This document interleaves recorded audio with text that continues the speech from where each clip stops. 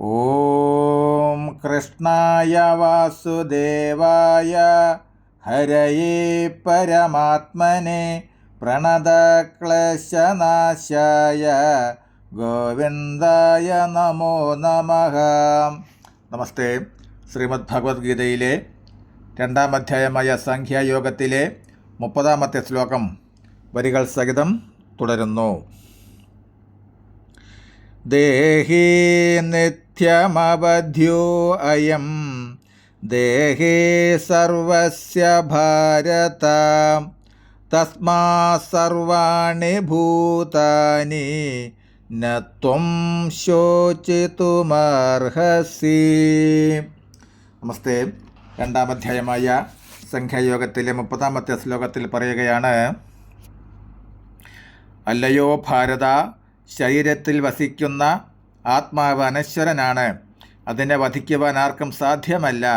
അതുകൊണ്ട് ഏതൊരു ജീവനെക്കുറിച്ചും ആലോചിച്ചു നീ വ്യസനിക്കേണ്ട കാര്യമില്ല. ഭഗവാൻ കൃഷ്ണൻ ആത്മാവിനെക്കുറിച്ച് വിവിധ രീതിയിലും പല പ്രകാരത്തിലും വർണ്ണിച്ച ശേഷം ആത്മാവ് സ്ഥായി എന്നും ശരീരം നശ്വരവുമാണെന്ന് സ്ഥാപിക്കുന്നു. ആയതിനാൽ തൻ്റെ ബന്ധുജനങ്ങളെയും ഗുരുക്കന്മാരെയും ആലോചിച്ച് അവർ മരിക്കുമെന്ന് ഭയക്കാതെ തൻ്റെ കർത്തവ്യ നിർവഹണത്തിൽ ഉറച്ചു നിൽക്കാൻ ഉപദേശിക്കുന്നു. ഭൗതിക ശരീരത്തിനുപരി ഒരു ആത്മാവുണ്ടെന്ന സത്യം ശ്രീകൃഷ്ണനെ പ്രമാണമാക്കി നാം മനസ്സിലാക്കണം.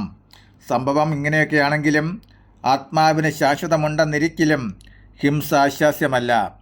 എന്നാൽ പോലും ഒരു ധർമ്മയുദ്ധത്തിൽ ഹിംസയുടെ ആവശ്യം വന്നു പോയാൽ അതിനെ അപലപിക്കുവാനും കഴിയുകയില്ല.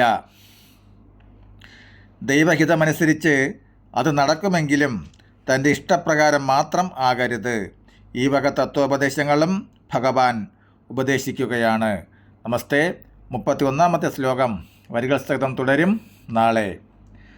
ഹരേ രാമ രാമ രാമ ഹരേ ഹരേ, ഹരേ കൃഷ്ണ കൃഷ്ണ കൃഷ്ണ ഹരേ ഹരേ.